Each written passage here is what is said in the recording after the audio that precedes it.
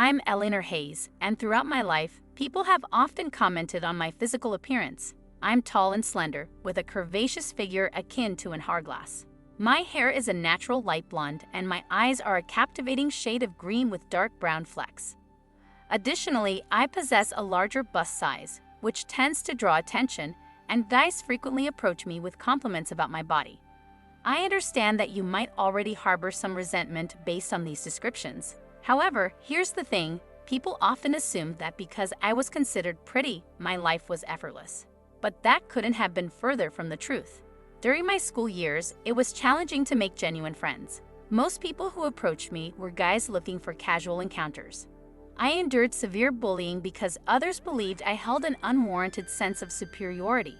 The reality was that I never thought I was better than anyone else. I couldn't help having clear skin or knowing how to dress well. I distinctly remember one occasion when I was invited to a party, an unusual occurrence for me. At the gathering, there was a guy named Adrian who was dating the head cheerleader Bella. However, when he noticed my arrival, he approached to strike up a conversation. Adrian offered me a drink, and I accepted. He then suggested that we go upstairs, and one thing led to another, resulting in us sharing a kiss.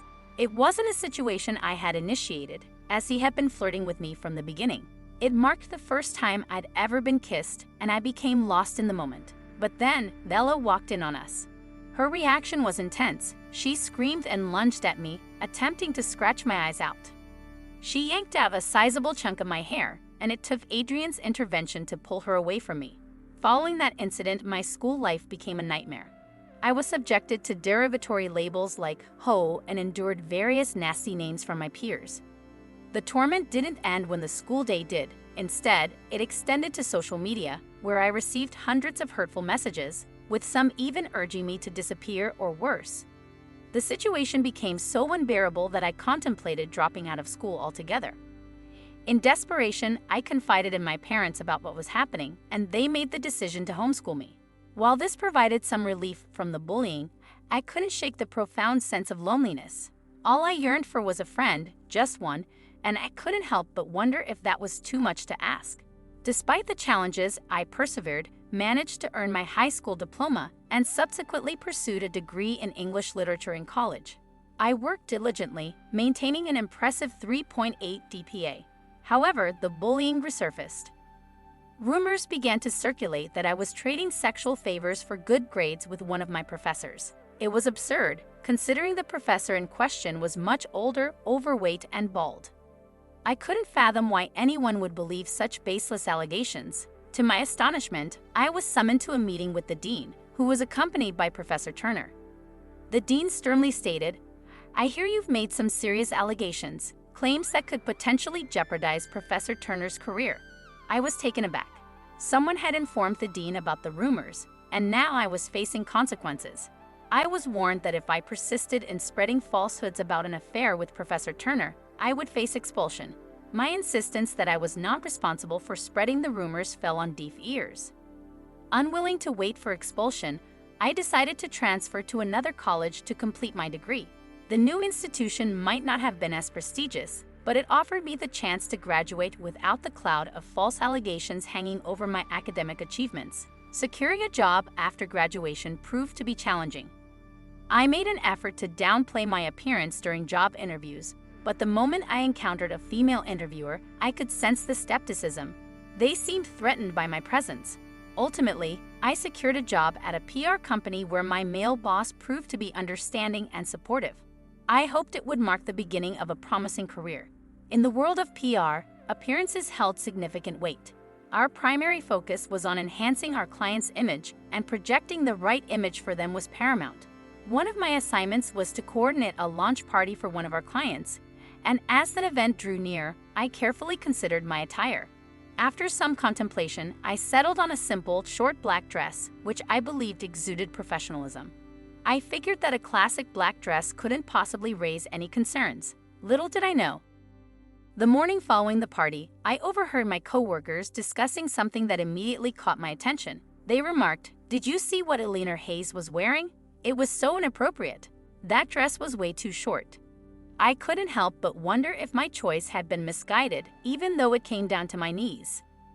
At that point, I debated whether to approach my boss about the matter but ultimately decided against it, not wanting to create unnecessary drama. Looking back, I wished I had taken a different course of action. A few days later, I found myself summoned to a meeting with my boss, and the expression on his face indicated trouble. His anger was palpable as he presented me with a couple of half-empty vodka bottles. I was utterly baffled until he explained that some of my colleagues had raised concerns about me drinking on the job. Additionally, he revealed that numerous complaints had arisen regarding the quality of my work. He displayed some press releases that I had supposedly worked on, but to my shock, they were riddled with errors and were not the press releases I had authored. In my defense, I exclaimed, "None of this is my fault. Someone is deliberately trying to frame me and tarnish my reputation." Regrettably, my boss remained unconvinced. Consequently, I was terminated from my position, a setback that made finding another job even more challenging. No one appeared eager to hire someone who had been fired from their first job. Ultimately, I decided to pursue a real estate license, hoping that my appearance might serve as an asset in the field of selling houses. That's how I met my fiancé, Xavier. He was my first real boyfriend, as men had always appeared too intimidated to ask me out, assuming I would reject them. Consequently, they rarely bothered to pursue me. Our relationship had barely reached the 6-month mark when Xavier proposed to me. While he might not have been the most conventionally attractive guy, and our intimate life wasn't exceptional, his genuine sweetness and deep care for me were undeniable. I felt that he represented my sole opportunity for love.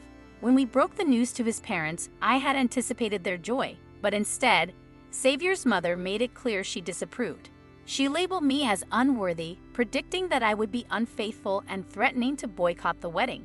Remarkably, Xavier stood by my side, declaring his unwavering commitment to marrying me, regardless of his family's objections. I eagerly started planning our wedding. Xavier's family was affluent, and he assured me that I could splurge on my dream dress.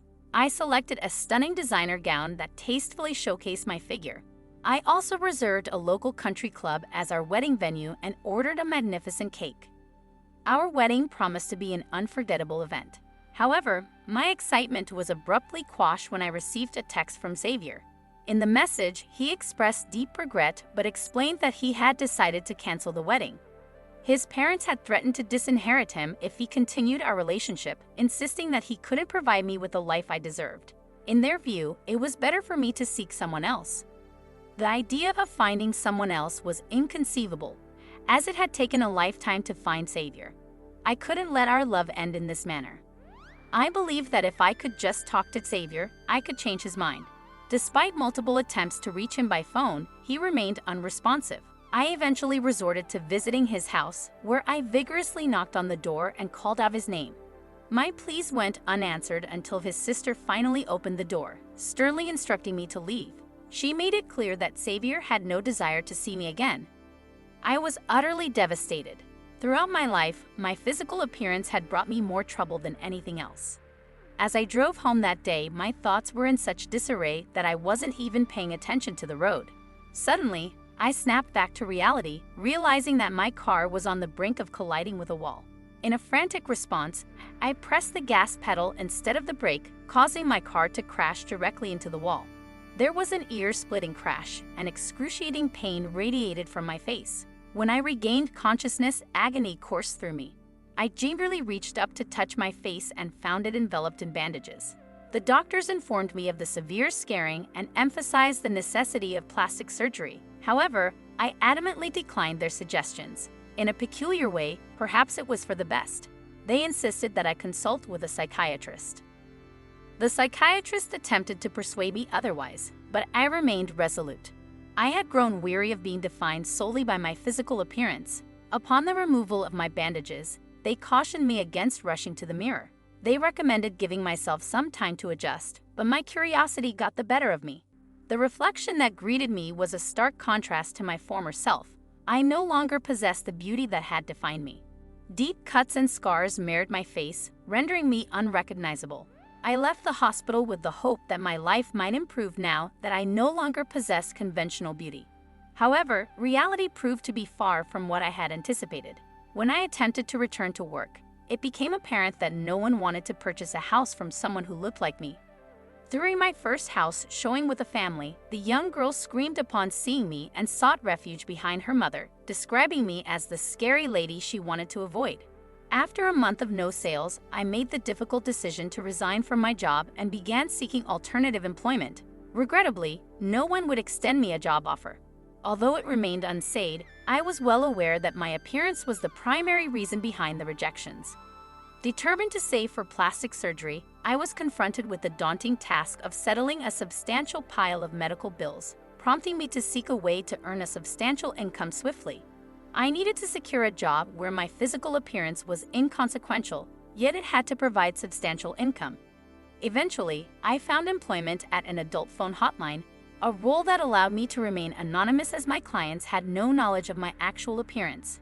To maintain this anonymity, I used a fake photo on my profile. Surprisingly, I discovered that I possessed a knack for engaging in explicit conversations.